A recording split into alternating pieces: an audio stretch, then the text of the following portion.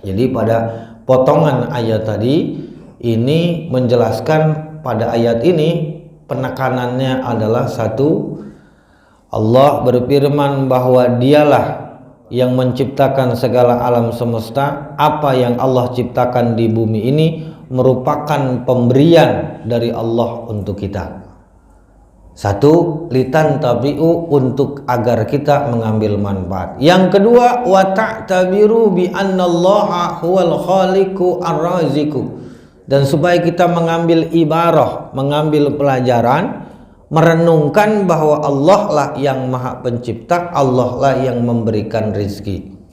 Nah, ini kadang kita suka nyari rizki tapi lupa sama yang ngasih rizki. Usaha kita jalanin, bisnis kita hajar, kerjaan apa aja kita cari, kita lakoni, tapi sholat kagak, sedekah rada jarang, doa rada ogah. Model kayak begini, dia lupa bahwa rezeki itu Allah yang ngasih.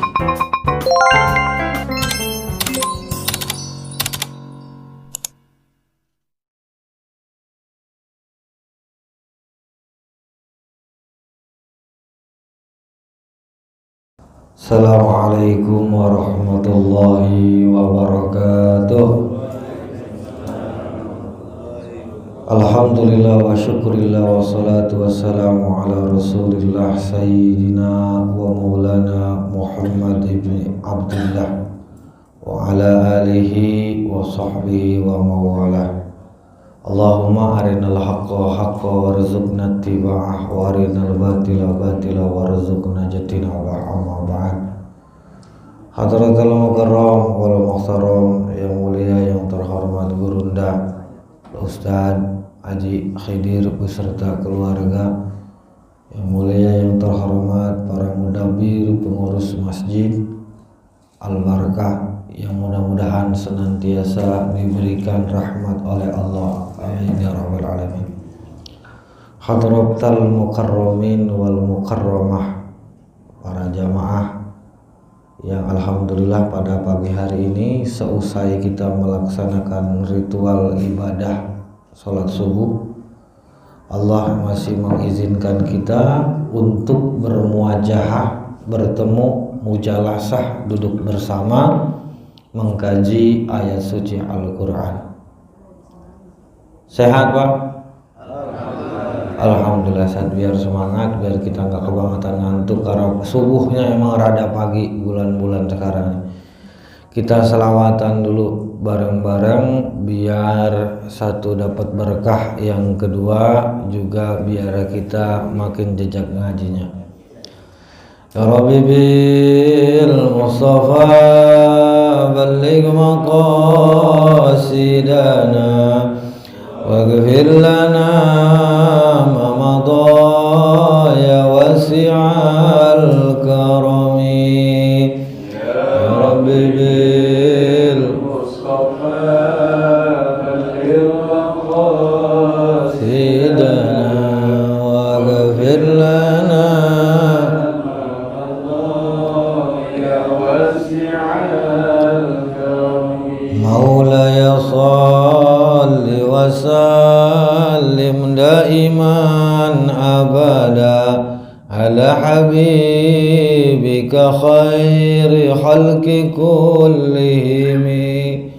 Ya Rabbi bil Mustafa balligh maqasidana waghfir lana ma madha ya wasi'al karam. Huwal habibul ladzi turja syafa'atuhu likulli hawli minal ahwali muqtahimi. Ya Rabbi bil Mustafa balligh maqasidana waghfir lana ma madha ya wasi'al karami. Fatihah. Bismillahirrahmanirrahim. Alhamdulillah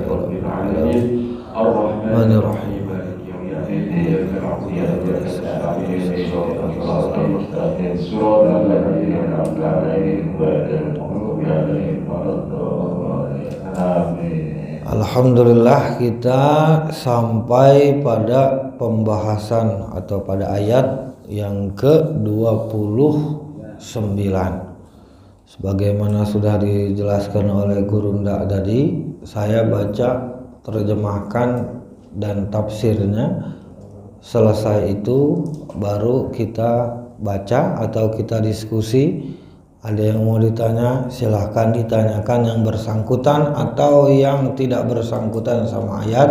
Semampunya saya jawab, kalau nggak ada, saya nggak tahu, bisa jamaah yang tahu bantu jawab, biar kita saling istifadah, saling mengambil faedah dan saling memberikan faedah.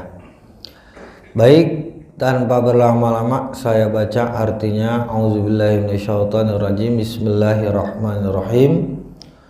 Huwallazi khalaqalakum ma fil ardi jami'a summa stawa ilas sama fasawwahunna sab'as samawat.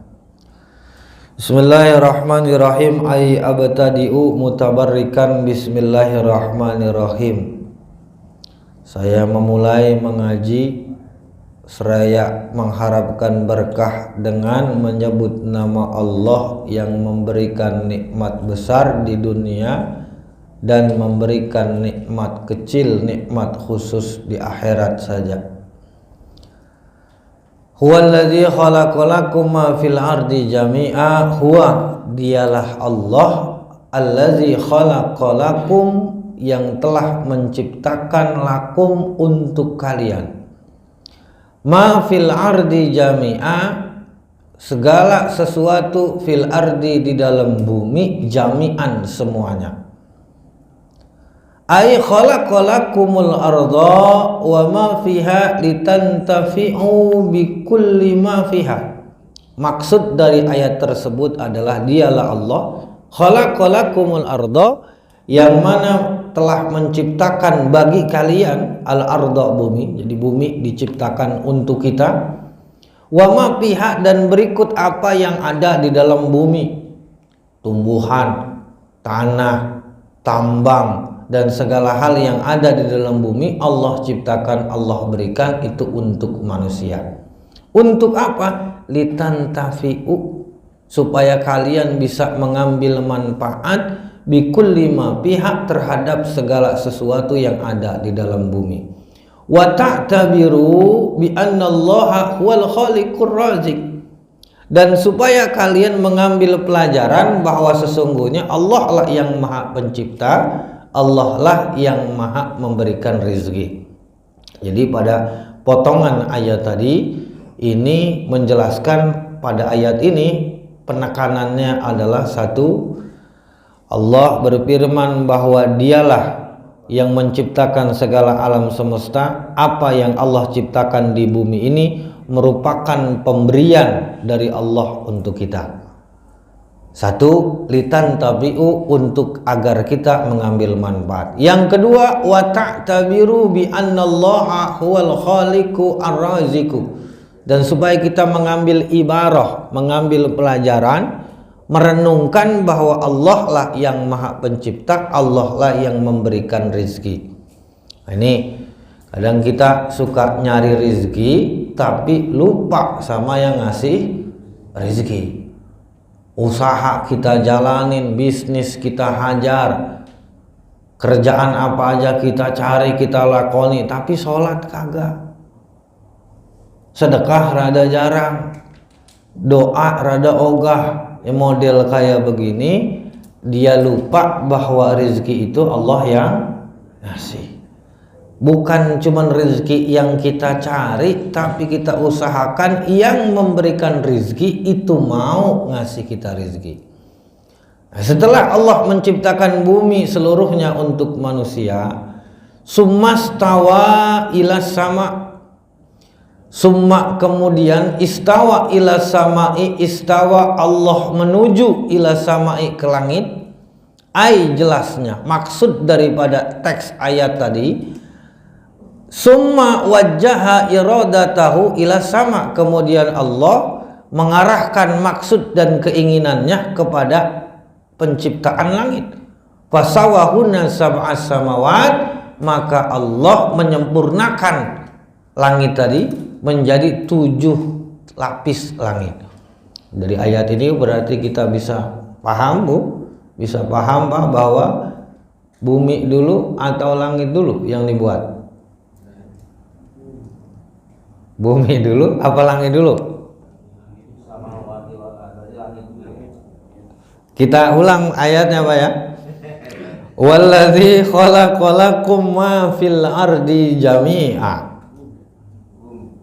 Baru setelahnya summa istawa ila sama. Kemudian Allah menuju ke langit. Maksudnya Allah mengarahkan iradahnya.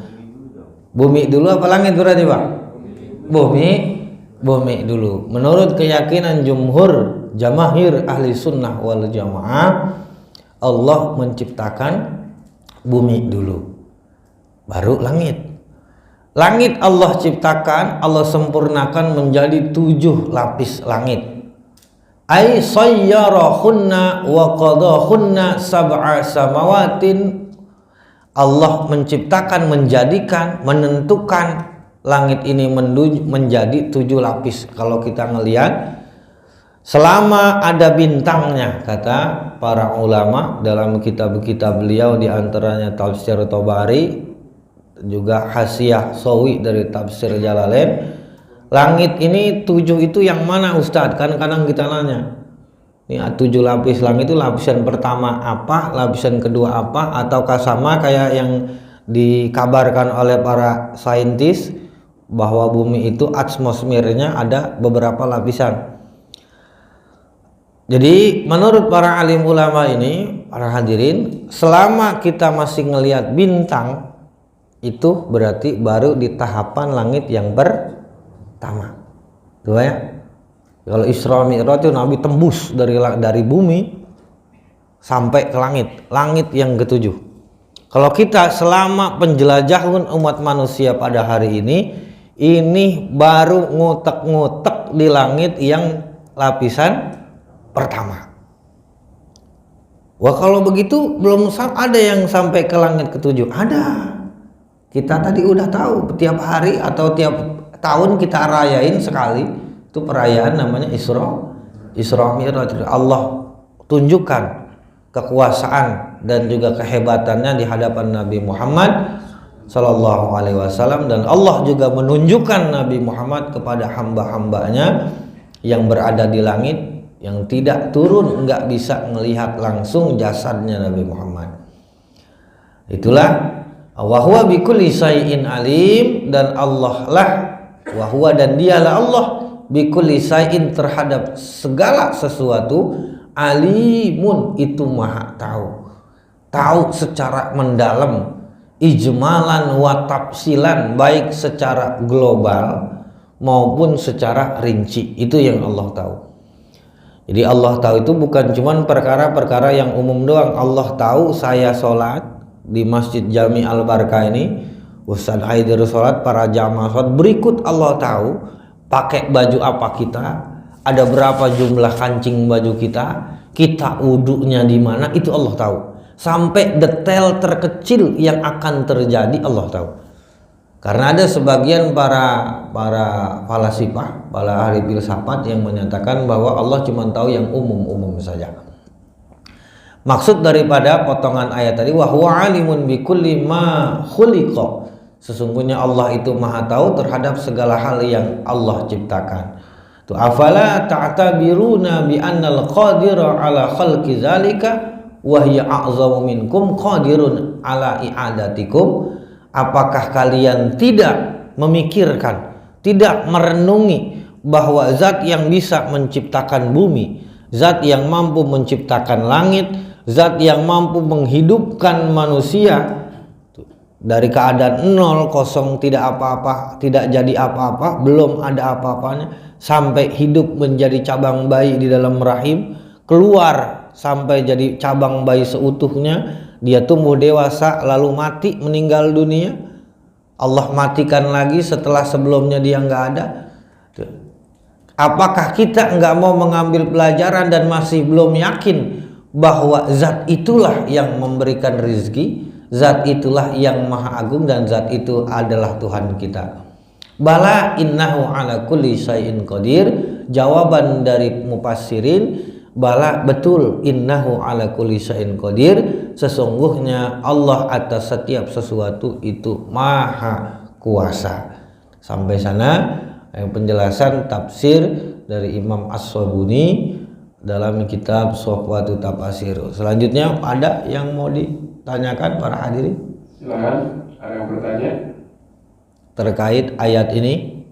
Kalau tidak ada, Ustaz, tadi kata Pak Ustaz itu kan di dalam tafsirnya sesungguhnya Allah itu menciptakan bumi dulu ya. Ya. Nah, kalau tidak salah sering ayat surat Ali Imran ayat 190 suka dibacakan inna fi khalqis samawati wal ardi wahtilafil laili wan nahari la ayatil liulil albab. Artinya tuh sesungguhnya semua ciptaan Allah sesungguhnya dalam penciptaan langit dan bumi. Itu yang disebutnya langit dulu baru bumi, Ustaz. Ya. Terima kasih, Ustaz. Luar biasa. Baik, Ustaz, jadi di dalam Al-Quran kita tentunya menggunakan bahasa Arab.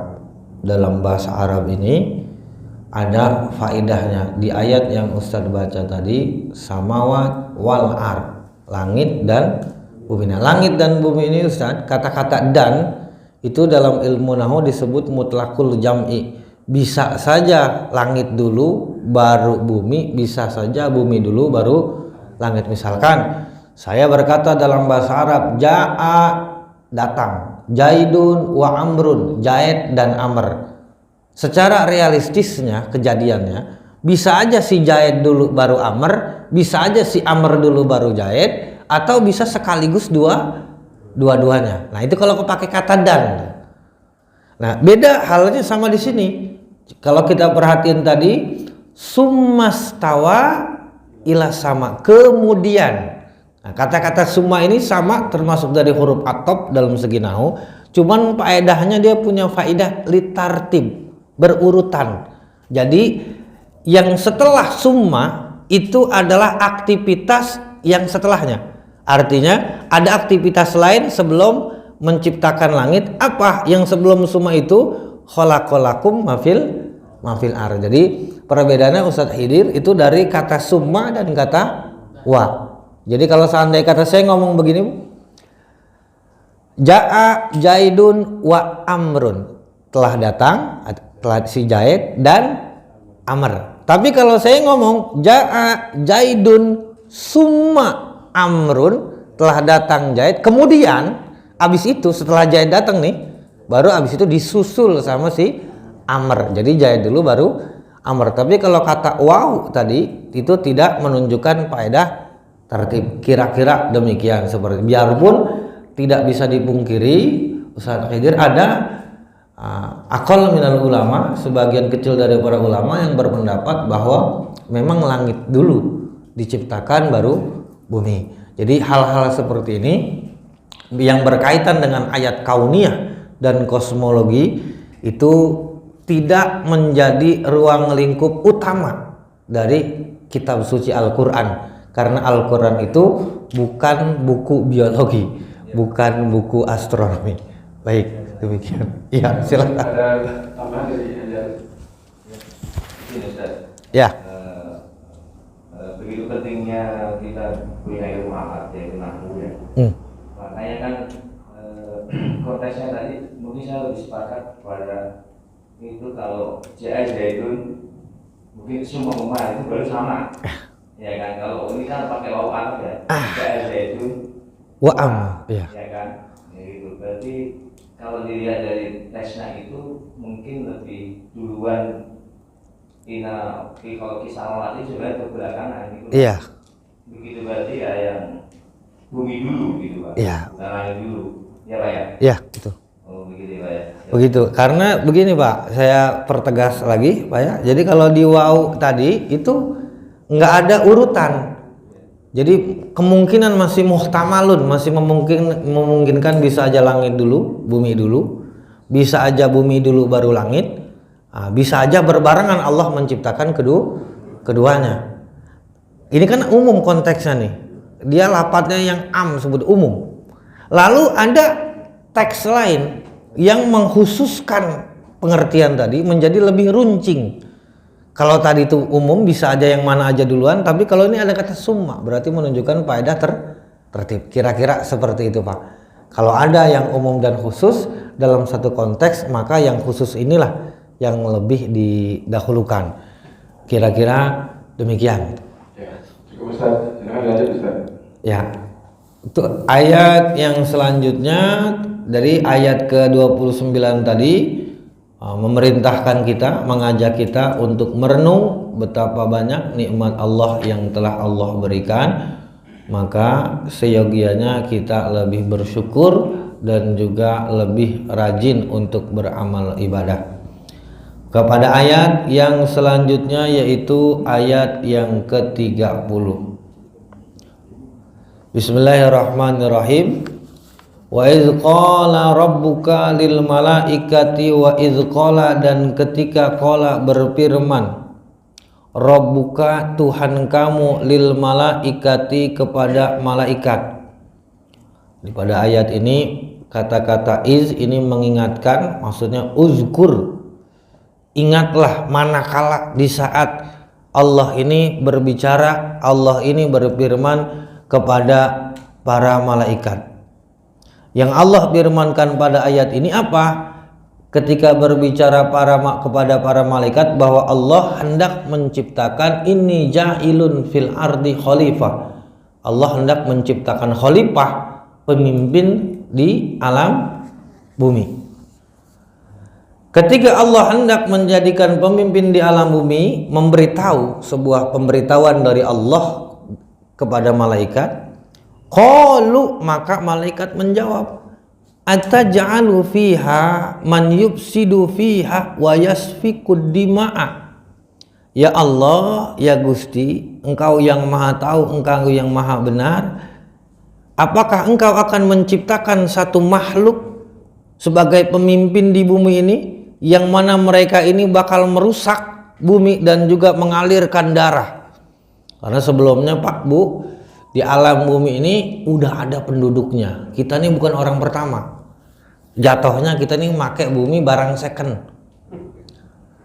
Yang pertama itu Bu, yang pertama itu disebutnya Banu Lujan. Jin dulu tuh di alam bumi sebelum kita.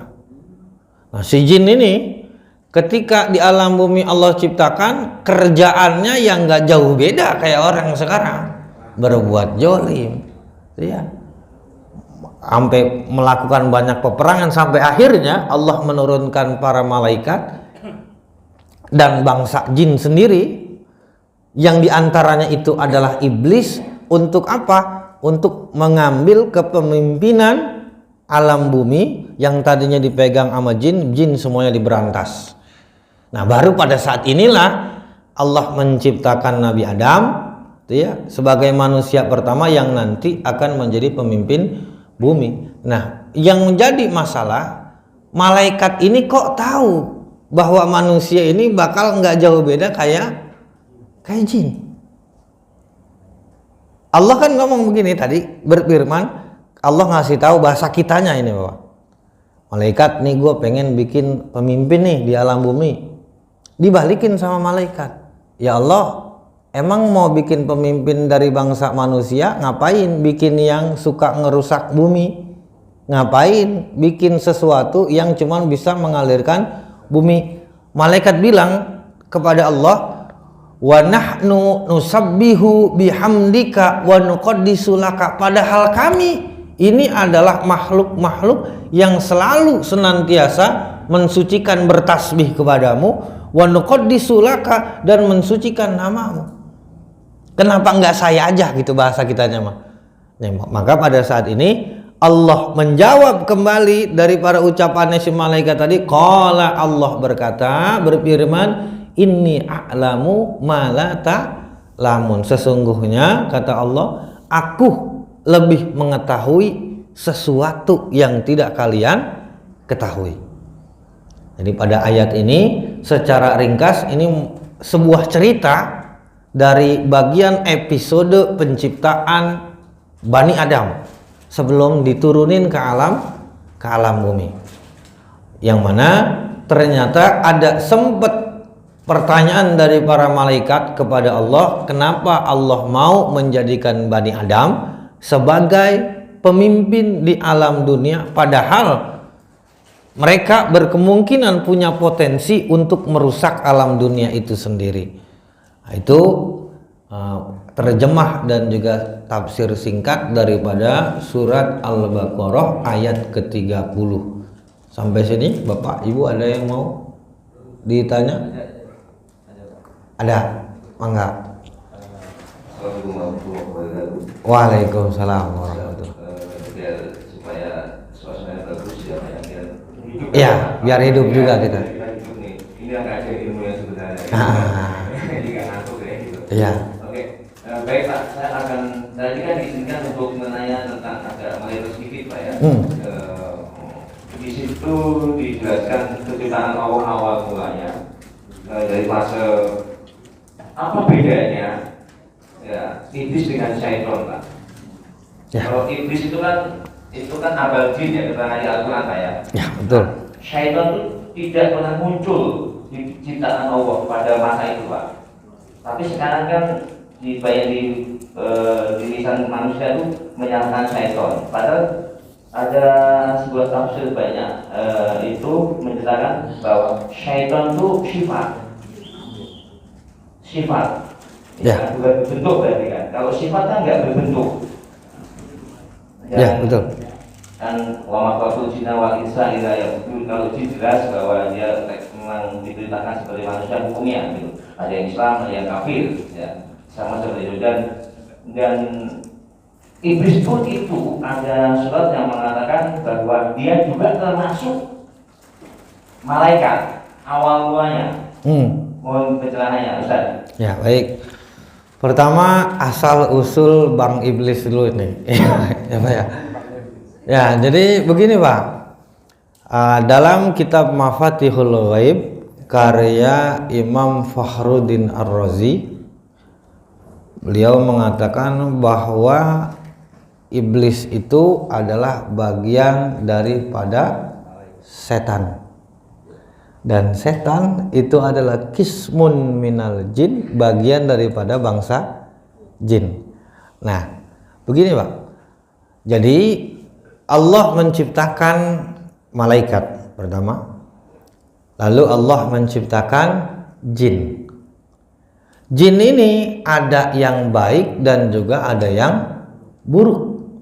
Yang baik berarti dia termasuk jin yang mukmin muslim. Yang buruk dia disebut jin yang kafir atau jin yang nifak atau jin yang fasik, tergantung daripada keimanan. Nah, jin-jin yang kafir inilah yang kita sebut dengan syaiton secara zatiyah. Jadi pengertian yang udah diuraikan sama Bapak tadi betul sekali bahwa kata setan itu secara urfiah, secara kemasyarakatan yang mudah kita paham itu ada dia dari bangsa setan, dari bangsa jin, ada juga dari bangsa manusia. Makanya di kita surat An-Nas itu qul a'udzu birabbin nas malikin nas ilahin nas min syarril waswasil allazi yuwaswisu fi sudur minal jinnati, dari bangsa jin, wan nasi, dan bangsa manusia. Nah, jadi setan secara umum pengertiannya adalah tadi itu sesuatu kullu mutamarridin, setiap segala sesuatu yang memberikan dampak buruk secara ukhrawi, ini disebutnya dengan setan. Mau dia manusia, mau dia itu dari bangsa jin.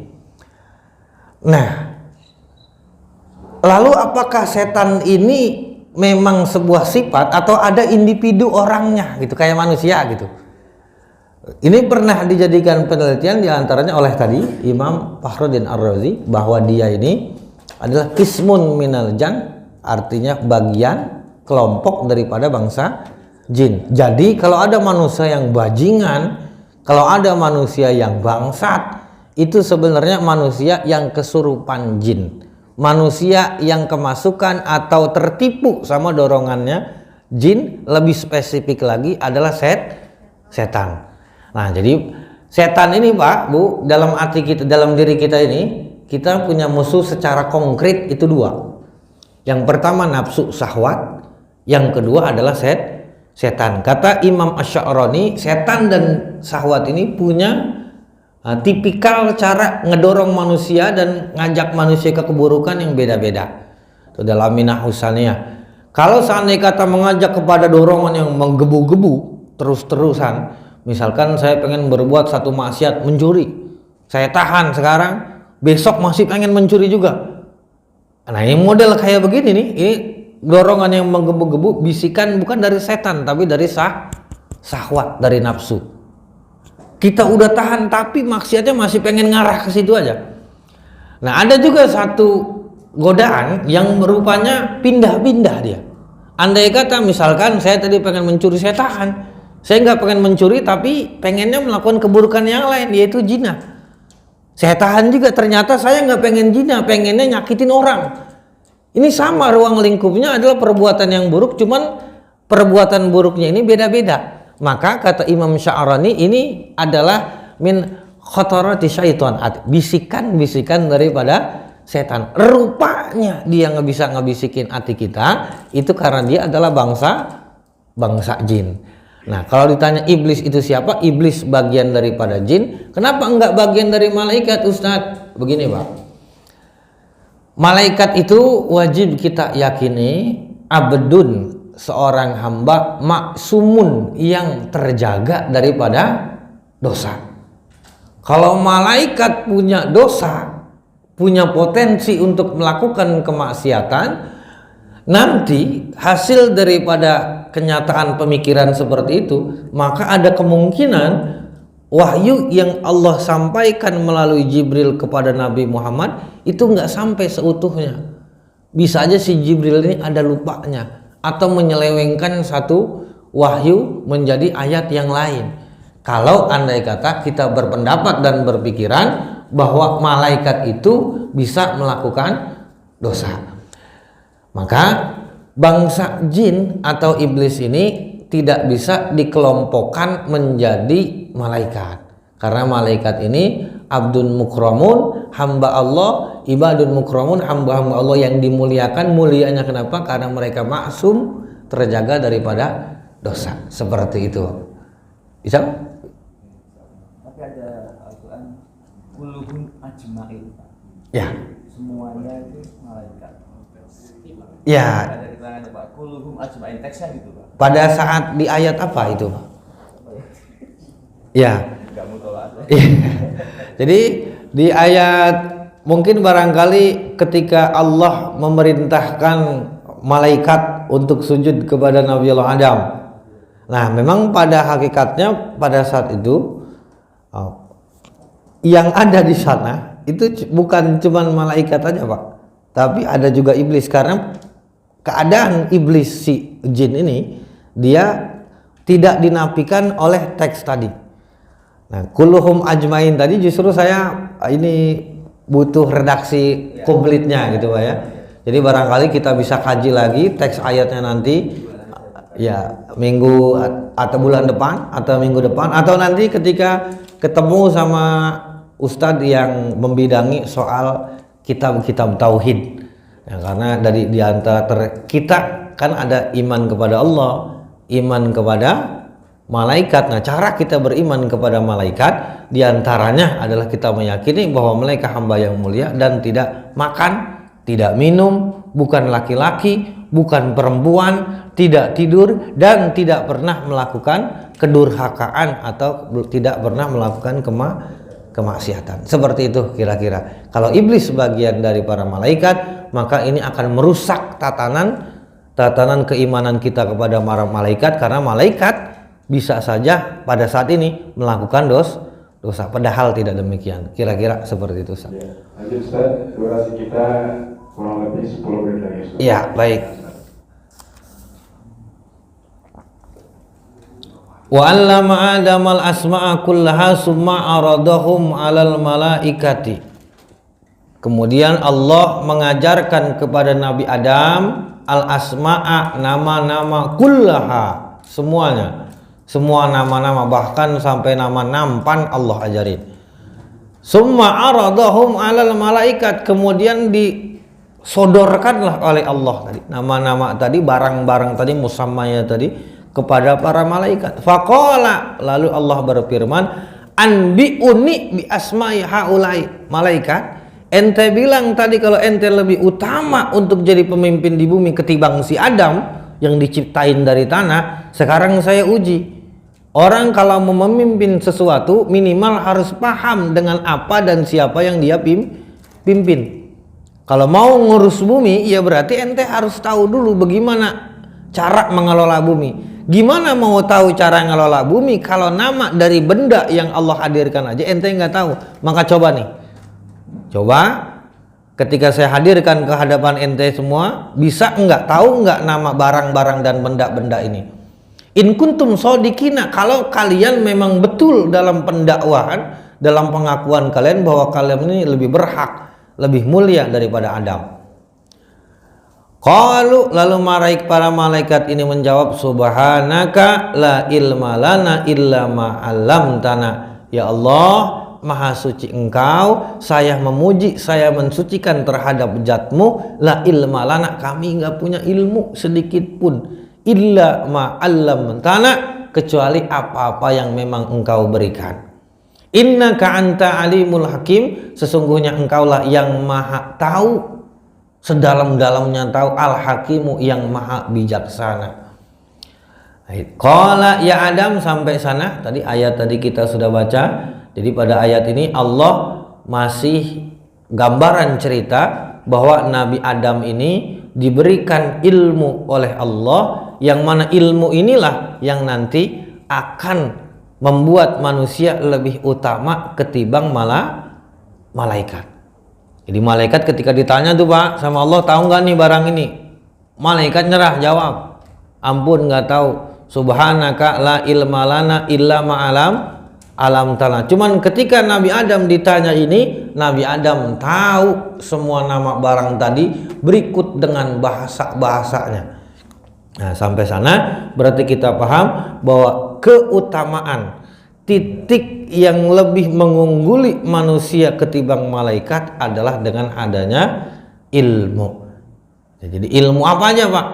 Ilmu dalam berbagai bidang, nggak harus ilmu agama, ilmu umum pun. Ya, Ustadz, Kiai membidanginya dalam bidang ilmu agama. Cuman kalau masalah benerin motor, Kiai kudu ikut montir tukang bengkel, nggak usah ikut ngatur. Kalau Kiai ngatur urusan soal bengkel, yang ada acak-acakan. Jadi ada pak-pakannya. Jangan karena jadi ustadz, jangan karena Kiai pengennya didahulukan, pengennya diutamakan. Enggak begitu. Ilmu apa aja, selama dia bermanfaat sesuai dengan rel akidah dan syariat, maka itulah ilmu yang Allah utamakan. Sampai sana tadi kita selesai di tafsir ayat ke-32. Ada yang mau ditanya para hadirin? Jamaah? Dilanjut. Qala ya Adam anbi'hum bi asma'ihim, kemudian Allah berfirman, ya Adam, wahai Nabi Adam, anbi'hum bi asma'ihim, coba tuh ente kasih tahu nama-nama barang ini nih yang saya sodorin.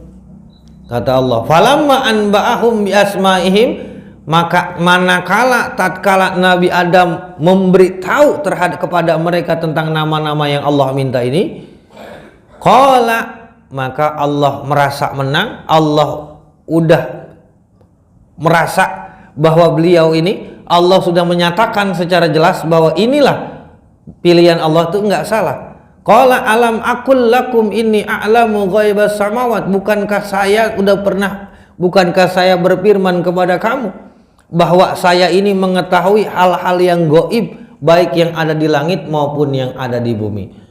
Wa a'lamu ma tubduna wa ma kuntum taktumun, dan saya mengetahui apa yang kamu tampakkan, wa ma kuntum taktumun, dan apa-apa yang kamu sembunyikan. Di ayat ini menjadi pernyataan semakin jelas keutamaan Nabi Adam karena adanya pengetahuan. Inilah yang menjadi tolak ukur Nabi Adam dijadikan seorang khalifah, seorang pemimpin, penyampai ajaran dan syariatnya Allah. Beliau diutus untuk anak-anaknya sampai nanti ketika anak dan umat-umatnya Nabi Adam ini semuanya menjadi kubur, barulah Nabi yang diutus pertama untuk menyelaraskan seluruh bumi orang-orangnya supaya jadi muslim adalah Nabi Allah Nuh alaihissalam. Sampai sana kita selesai di ayat ke-33.